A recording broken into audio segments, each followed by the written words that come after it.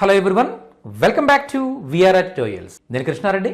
ఈ వీడియోలో మనం మన సబ్స్క్రైబర్ ఒకరు కామెంట్స్లో అడిగిన డౌట్కి ఆన్సర్ ఇవ్వబోతున్నాం. ఇది ఆ ఒక్కరికే కాదు, అందరికీ చాలా చాలా బాగా ఉపయోగపడుతుంది. హిందీ నేర్చుకోవాలనుకున్నట్టయితే ఇది మిమ్మల్ని చాలా ఇబ్బంది పెడుతూ ఉంటుంది అనమాట, అంటే కన్ఫ్యూజ్ అయిపోతూ ఉంటాం. సో అలాంటి క్వశ్చన్ కి ఆన్సర్ ఇవ్వబోతున్నాం. సో వాళ్ళు అడిగిన డౌట్ ఏంటంటే, చూడండి సార్, హిందీలో నేను చాలా వింటున్నాను ఇలా ఏంటంటే मै, मुझे, मुझको, मेरे को లేదా तू, तुझे, तेरे को ఇలా వింటున్నాను. ఈ తేరేకో, తుజే, తుజ్కో, ముజే, ముజ్కో ఇవి ఏంటి? సో వీటి అర్థాలు ఏంటి? ఎప్పుడు ఉపయోగిస్తాం మనం? సో ఇలాంటి డౌట్ మీ అందరికి కూడా ఉండొచ్చు. వీడియో చివరకు చూడండి, చాలా క్లారిటీ వస్తుంది. చూడండి, ముందుగా మనం మే అంటే ఏంటో తెలుసుకోవాలి.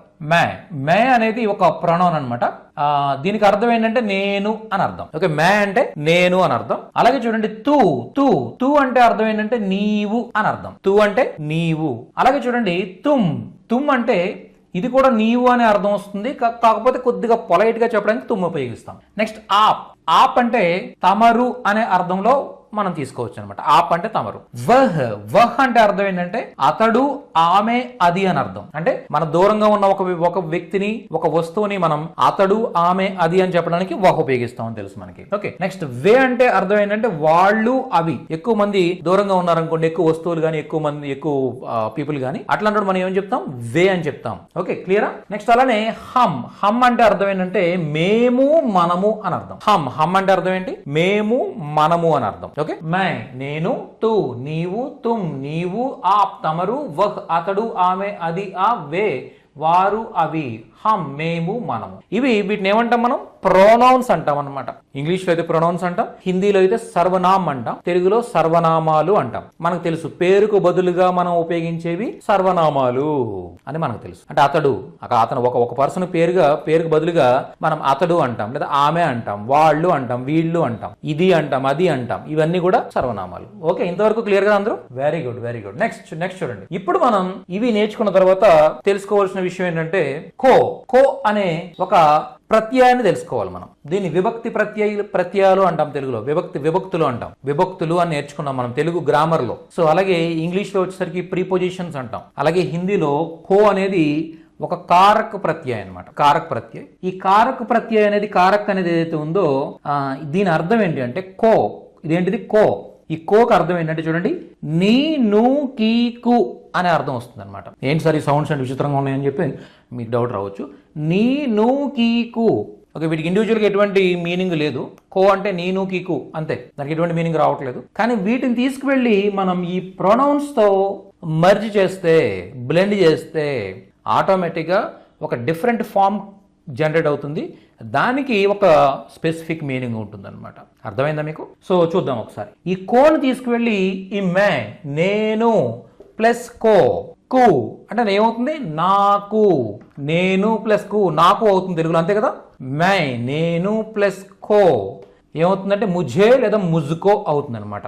ఓకే, ఈ మైకి కో యాడ్ చేస్తే ముఝే లేదా ముజ్కో అవుతుంది. అంటే అర్థం ఏంటంటే నేను ప్లస్ కు నాకు. చూసారా, తెలుగులో ఏమంటాం మనం?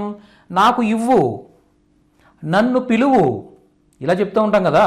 సో అలా నేను ప్లస్ కు నాకు, నేను ప్లస్ ను నన్ను, నేను ప్లస్ ను నన్ను, నేను ప్లస్ కు నాకు అనేది ఏవైతే మనం తెలుగులో చెప్తామో అదే విధంగా మై ప్లస్ కో అంటే ముఝే లేదా ముజ్కో అంటే అర్థం ఏంటంటే నన్ను లేదా నాకు అనే అర్థాల్లో మనం తీసుకోవచ్చు అనమాట. ఓకేనా? ముఝే అంటే అర్థం ఏంటి అంటే నన్ను లేదా నాకు. మై ప్లస్ కో ముఝే లేదా ముజ్కో అంటే అర్థం ఏంటి? నన్ను లేదా నాకు అనే అర్థం వస్తుంది. సార్ రెండు ఉన్నాయి, ఈ రెండు గుర్తుపెట్టుకోవాలా అంటే మీ ఇష్టం. రెండింటినీ కూడా ఇంటర్చేంజబుల్గా యూజ్ చేస్తూ ఉంటారు, ఈవెన్ నెగిటివ్ హిందీ స్పీకర్స్ కూడా.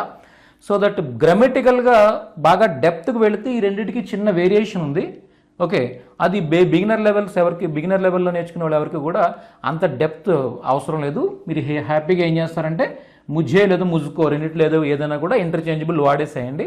ఓకే, ఇంకా ఫర్దర్గా మనం ఫ్యూచర్లో అడ్వాన్స్ లెవెల్కి వెళ్ళేటప్పుడు అప్పుడు మీరు ఐడెంటిటీ డిఫరెన్స్ తెలుసుకుని కూడా మాట్లాడవచ్చు. కానీ అంత అవసరం ఏమీ లేదు యాక్చువల్గా. ఓకేనా? ముందు ఈజీగా మాట్లాడడం రావాలి కాబట్టి అంత అవసరం ఏం లేదు. ముజే ముజ్కో రెండిట్లో ఏదైనా యూజ్ చేసేసేయండి. ఓకే, मैं प्लस को मुझे ముజుకో, నన్ను లేదా నాకు అని అర్థం. ఇంతవరకు మీకు అందరికీ క్లియర్గా అర్థమైంది. మరి తూకి తూ అంటే ఏంటి? నీవు. తూ ప్లస్ కో ఏమవుతుంది? తుజే తుజుకో అవుతుంది అనమాట. తూ ప్లస్ కో ఏమవుతుంది? తుజే తుజుకో అవుతుంది. అంటే అర్థం ఏంటి? నిన్ను లేదా నీకు. నిన్ను పిలుస్తాను. తుజే బులావుంగా, బులానా అంటే పిలవడం. తుజే నిన్ను, బులావుంగా పిలుస్తాను. అర్థమైందా? అలాగే తుజుకో దూంగా నీకు ఇస్తాను. తుజుకో నీకు, దూంగా ఇస్తాను. తుజే దూంగా నీకు ఇస్తాను.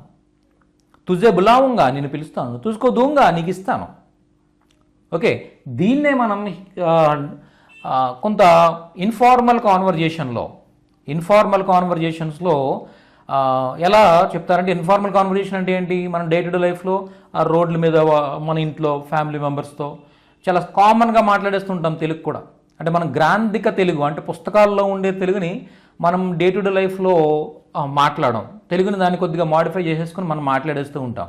మనం ఉన్న ఏరియాని, లొకేషన్ని బేస్ చేసుకుని అందరూ మాట్లాడుతున్నట్టుగా మనం కూడా తెలుగుని మాడిఫై చేసి మాట్లాడేస్తూ ఉంటాం కదా.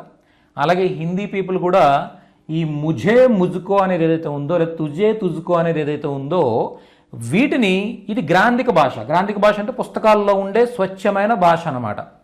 ఓకే, అంటే ఎవరైనా కూడా అఫీషియల్గా మాట్లాడాలనుకునే వాళ్ళు, చాలా చక్కని హిందీలో మాట్లాడాలనుకునే వాళ్ళు ముఝే ముజ్కో, తుజే తుజుకో అనేవి మాత్రమే ఉపయోగిస్తారు. ఇవే అందంగా ఉంటాయి కూడా, మంచి హిందీ, గుర్తుపెట్టుకోండి. ఓకే, మరి నార్మల్గా మీరు వీధుల్లో వినే హిందీ ఏంటి అంటే, ముఝే ముజ్కో బదులు మేరేకో అని యూజ్ చేస్తూ ఉంటారు. మేరేకో. ఓకే, ఏమైనా హిందీ గ్యాంగ్స్టర్స్ సంబంధించిన ముంబై స్ట్రీట్స్లో జనరల్గా ఉండే స్టోరీస్, స్లమ్ ఏరియాస్లో ఉండే స్టోరీస్ ఏవైతే ముంబైలో గ్యాంగ్స్టర్స్ అట్లాంటి సినిమాల్లో మీరు చూస్తే మేరేకో, తేరేకో ఇలాంటి భాష మాట్లాడుతూ ఉంటారనమాట. ఓకే, అదేం తప్పనేం కాదు, కానీ ఇదేంటంటే మాస్గా ఉంటుందన్నమాట ఆ భాష. ముఝే ముజ్కో, తుజే తుజుకో అని ఇక్కడ ఏదైతే రాసిన భాష ఉందో ఇది చాలా మంచి లాంగ్వేజ్. ఓకే, సో ఇది మాట్లాడితే ఎవరికైనా అర్థమవుతుంది, అది మాట్లాడవచ్చు, కానీ అన్ని ప్లేస్లోనూ మాట్లాడడానికి వీలైన భాష కాదు అది. అర్థమైందా? ఓకే, ముఝే ముజ్కోకు బదులుగా మేరేకో అని యూజ్ చేస్తారు. తుజే తుజుకోకు బదులుగా తేరేకో అనేది యూజ్ చేస్తూ ఉంటారు. ఓకే, తేరేకో, మేరేకో, మేరేకో దేనా అంటే అర్థం అంటే నాకు ఇవ్వు. ఓకే, తెరేకో దూంగా అంటే అర్థం అంటే నీకు ఇస్తాను. సో ఇలా. నెక్స్ట్ తుమ్ ఏమవుతుందంటే తుమ్ ప్లస్ కో తుమ్హే లేదా తుమ్కో అవుతుంది. ఓకే, తుమ్ ప్లస్ కో తుమ్హే తుమ్కో అంటే నీవు ప్లస్ ను నిన్ను, నీవు ప్లస్ కు నీకు, నిన్ను నీకు అని అర్థం అనమాట. ఓకే, తుమ్ ప్లస్ కో తుమ్హే లేదా తుమ్కో. ఓకే, తుమ్హే బులావుంగా నిన్ను పిలుస్తాను. తుమ్కో దూంగా నీకు ఇస్తాను. తుమ్హే దూంగా, తుమ్కో దూంగా మీ ఇష్టం, ఎలా అయినా మరి మీరు మాట్లాడచ్చు. ఓకే, నెక్స్ట్ ఆప్ అంటే తమరు అని అర్థం కదా. ఆప్ ప్లస్ కో ఆప్కో, ఆప్ ప్లస్ కో ఆప్కో అవుతుందన్నమాట. ఓకే, ఆప్కో అంటే మిమ్మల్ని లేదా తమరిని. ఆప్కో తమరుకు, తమరికి, తమరిని తమరికి. ఓకే, తమరిని తమరికి అని అర్థం వస్తుంది అనమాట. ఓకే, ఆప్కో అంటే తమరిని తమరికి. ఆప్కో బులావుంగా తమరిని పిలుస్తాను. ఆప్కో దూంగా తమరికి ఇస్తాను. ఓకే, సో ఇలాంటి అర్థాల్లో మనం తీసుకోవచ్చు. ఇంతవరకు మీ అందరికీ అర్థమైంది అనుకుంటున్నాను నేను. నెక్స్ట్ చూడండి, వహ్ అంటాం. వహ్ అంటే అతడు, ఆమె, అది అని అర్థం కదా. వహ్ ప్లస్ కో ఏమవుతుందంటే ఉసే లేదా ఉస్కో అవుతుందన్నమాట. ఉస్కో బులావో అతని పిలువు, ఉస్కో బులావో అతని పిలువు. ఉస్కో దేదో అతనికి ఇచ్చేసాయి, ఉస్కో దేదో అతనికి ఇచ్చేసాయి. ఓకే, ఉస్కో బులావో, ఉస్కో దేదో, అలా మనం చెప్పచ్చు అనమాట. ఓకే, అలాగే ఆమెకు అని అర్థం కూడా వస్తుంది. ఉస్కో అంటే ఆమెని పిలువు అని చెప్పాలనుకున్నా కూడా ఉస్కో బులావో, ఆమెకి ఇవ్వు, ఉస్కో దేదో. ఓకే, సో ఇలా చెప్పొచ్చు అనమాట. నెక్స్ట్ వే అంటే వారు, అవి అని అర్థం వస్తుంది. దీనికి కో యాడ్ చేసినట్టయితే ఉన్హే లేదా ఉన్కో అని చెప్తాం. ఉన్హే లేదా ఉన్కో, వే ప్లస్ కో ఉన్హే లేదా ఉన్కో. చూడండి, అంటే వే అంటే వారు కదా, వారిని లేదా వారికి అనే అర్థాల్లో ఉన్హే లేదా ఉన్కో అనే చెప్పొచ్చు అనమాట. ఉన్కోదేదో వాళ్ళకి ఇచ్చేసాయి. ఓకే, ఉన్కో బులావో వాళ్ళని పిలువు, ఉన్కో బులావో వాళ్ళని పిలువు, ఉన్హే బులావో ఉన్కో బులావో. ఓకే, సో ఇలా మనం చెప్పొచ్చు అనమాట. అర్థమైందా మీకు? క్లియర్. నెక్స్ట్ హమ్ అంటే మేము మనము అని అర్థం కదా. హమ్ ప్లస్ కో ఏమవుతుంది? హమే లేదా హమ్కో అవుతుంది. అంటే అర్థం ఏంటి? మమ్మల్ని మాకు, మమ్మల్ని పిలవండి మాకు ఇవ్వండి, మమ్మల్ని పిలవండి మాకు ఇవ్వండి. హమ్ ప్లస్ కో హమే లేదా హమ్కో. ఓకే, హమే దీజియే మాకు ఇవ్వండి, హమ్కో బులాయియే మమ్మల్ని పిలవండి, లేదా హమే బులాయియే మమ్మల్ని పిలవండి, మీ ఇష్టం. ఓకే, ఇంటర్చేంజబుల్గా ఈవెన్ నేటివ్ స్పీకర్స్ కూడా యూజ్ చేస్తారన్నప్పుడు మనం యూజ్ చేయడంలో తప్పేం లేదు. ఓకే, సో దట్ దానికి చిన్న వేరియేషన్ ఉంది. ఆ వేరియేషన్ మనం నెక్స్ట్ వేరే కాన్సెప్ట్స్ టీచ్ చేసేటప్పుడు ఆ వేరియేషన్ కూడా నేను టీచ్ చేస్తాను. సో దట్ మీరు ఫాలో అవుతూ ఉంటారు మన వీడియోస్ కాబట్టి. ఓకే, సో ఇది కాన్సెప్ట్ అనమాట. సో ఇప్పుడు మీరు విన్న ఎవరైతే సబ్స్క్రైబర్ మనకి కామెంట్లో పోస్ట్ చేశారో మీ డౌట్ క్లారిఫై అయింది అనుకుంటాను. ఎప్పుడు ముझे ముజ్కో యూజ్ చేస్తామో, తుझे తుజ్కో ఎప్పుడు యూజ్ చేస్తాం, తుమ్హే తుమ్కో అని ఇప్పుడు యూజ్ చేస్తాం, ఆప్కో అని ఇప్పుడు యూజ్ చేస్తాం, ఉస్సే ఉస్కో ఎప్పుడు యూజ్ చేస్తాం, ఉన్హే ఉన్కో, అలాగే హమే హమ్కో ఎప్పుడు యూజ్ చేస్తాం అనేది మీకు క్లియర్గా అర్థమైంది. ఈ కారక్ గుర్తుపెట్టుకుని దీన్ని వీటికి ఈ ప్రొనౌన్స్కి యాడ్ చేసినప్పుడు మనకి ఇలాంటి మీనింగ్స్ వస్తాయి. సో ఇవన్నీ కూడా చాలా చాలా చాలా ఇంపార్టెంట్. మనం ప్రతిరోజు మన డే టు డే లైఫ్లో యూజ్ చేస్తూనే ఉంటాం. కో, రామ్ కో. ఇప్పుడు ఒకవేళ వీటికి ఇప్పుడు చూడండి, కోని మనం ఇప్పటివరకు ఎక్కడ యూజ్ చేస్తామంటే ఈ ప్రొనౌన్స్తో యూజ్ చేస్తాం కదా. మరి నౌన్తో యూజ్ చేస్తే, నౌన్ అంటే ఏంటి? రామ్, సీత, లేదా బిల్లి, కుత్తా, ఇలా ఏదైనా ఒక పేరు, ఒక జంతువు పేరు, మనిషి పేరు, ప్రాంతం పేరు, వస్తువు పేరు, పేర్లు తీసుకున్నప్పుడు ఈ కో ఎలా యాడ్ అవుతుంది అని డౌట్ రావచ్చు మీకు. జనరల్గా చూడండి, ఇక్కడ ప్రొనౌన్స్కి యాడ్ చేస్తాం కాబట్టి చేంజ్ అయ్యాయి. అదే పేర్లకి యాడ్ చేసినప్పుడు ఎటువంటి చేంజ్ ఉండదు జనరల్గా. ఓకే, నార్మల్గానే రామ్ కో, రామ్ ప్లస్ కో, రామ్ కో అంటే రాముని, సీతా ప్లస్ కో, సీతాకో సీతని. అర్థమైందా? గీతా ప్లస్ కో, గీతాకో గీతని. ఇలా మనం చెప్పొచ్చు. ఓకే, అయితే ఇంకొక చిన్న గ్రామటికల్ లాజిక్ ఏంటి అంటే, ఇవి మనుషుల పేర్లు, మనుషులకు పెట్టుకున్న పేర్లు కాబట్టి అవి ఎటువంటి చేంజ్ అవ్వనమాట. ప్రత్యయాన్ని ప్రక్కన జోడించినంత మాత్రాన ఆ పేర్లు ఎటువంటి మార్పు చెందవు, అలానే ఉంటాయి. ఒకవేళ మీరు కుత్తా, బిల్లి ఇలాంటి హిందీ పదాలు, అవి హిందీ భాషలో ఉండే పదాలు. అర్థమైందా? ఇప్పుడు నా పేరు కృష్ణ. ఓకే, ఇది హిందీ భాషకు సంబంధించిన పదం కాదు, ఇది ఒక మనిషి పేరు అంతే కదా. ఓకే, అయితే ఇప్పుడు దీని పేరేంటి? కలం, పెన్ను. ఓకే, ఈ కలం అనేది హిందీ భాషకు సంబంధించిన పేరు.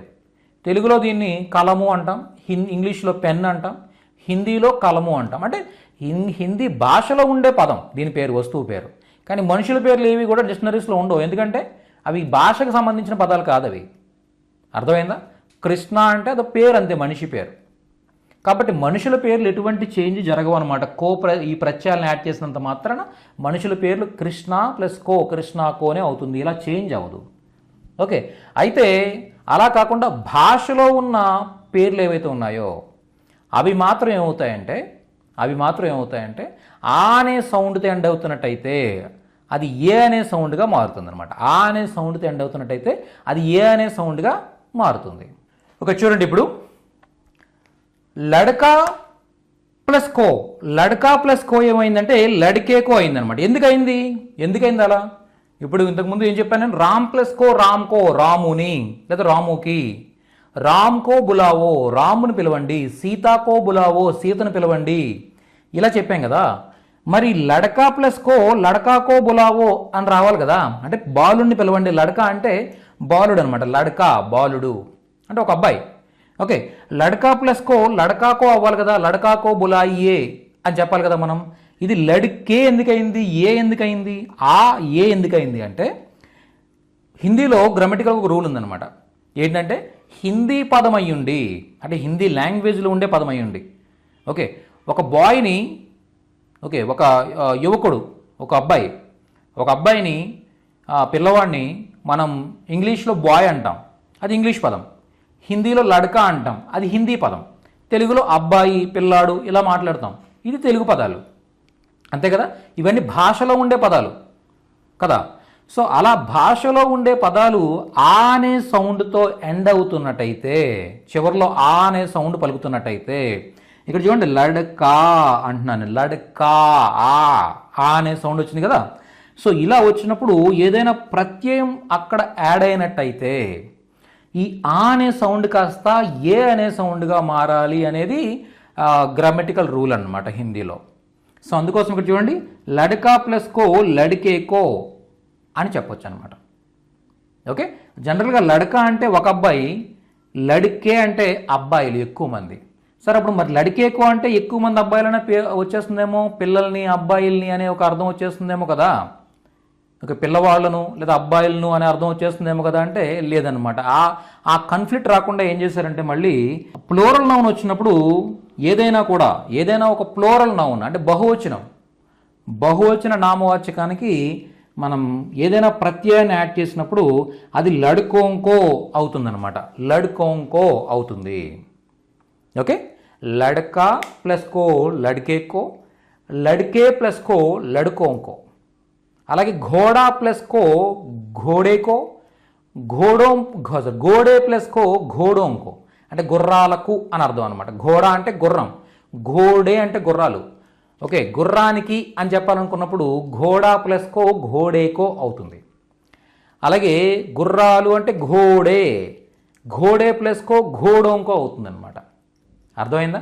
ఇవి తెలుసుకున్నప్పుడు మనం తప్పులు లేకుండా చాలా చక్కగా మాట్లాడచ్చు. సో ఈ విధంగా మనం చక్కగా నేర్చుకోవచ్చు అనమాట.